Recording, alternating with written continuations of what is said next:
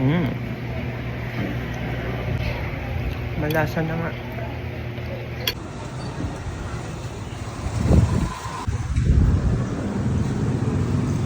Sorry nang gugulo ko. Pahinik ng buhay niyo.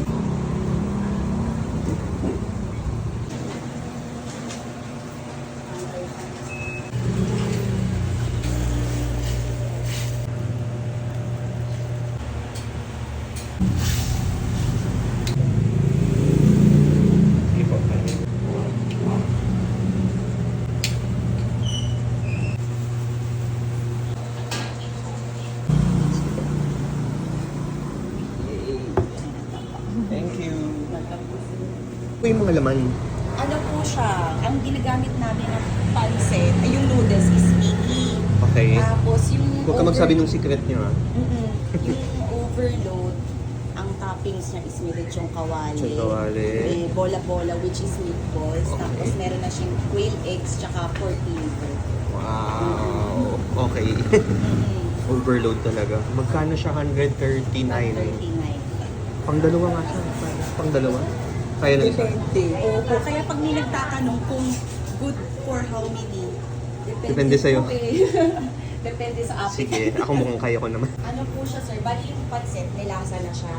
Tapos, choice. May iba kasing mga customer na medyo matapang yung taste buds Opo. nila. At saka sila naglalagay ng Okay. toyo. So, tatry ko muna, no? Opo. Para matansya nyo kung dapat pa bang lagyan or ano.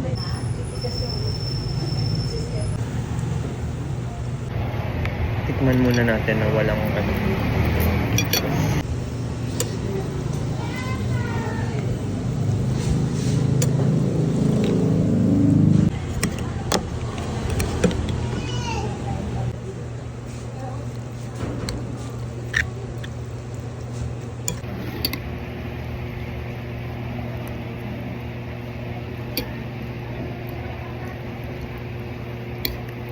Masarap.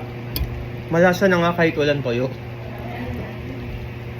Okay na. Usually, minamatch mo yan sa sa Monay. Nga. Ang gahal. Iba nagsisharing. Oo nga. Monay nga, no? Sarap.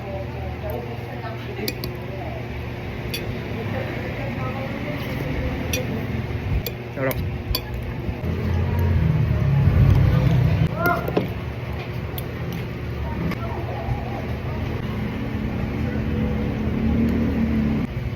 Sarap. Tapos may surprise yung balat ng lechon kawali. Biglang may crunchy. Sarap. Medyo madami siya guys, yung isang order. Hindi ko maubos. Pwede siya pang dalawa pero yung sakto lang kayo. Pero kaya din ng isa naman kung gutom na kayo. Ayan, may take out pa tayo. O ayan. Pansit Kabagan sa Munti. Sure kayo, may mga bilao din sila. Perfect pang mga Christmas parties nyo or gatherings. Dito sa E. Rodriguez, sa May Tunasan.